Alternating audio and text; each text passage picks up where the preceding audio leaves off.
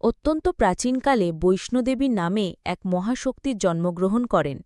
তিনি ছিলেন মহাশক্তির অবতার, যিনি ভক্তিদের রক্ষা করার জন্য পৃথিবীতে আবির্ভূত হন।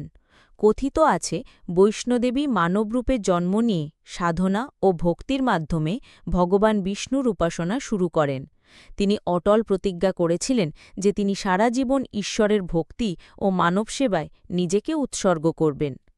একসময় ভৈরবনাথ নামে এক অসুর তার শক্তির প্রতি মোহিত হয়ে তাকে অনুসরণ করতে শুরু করে।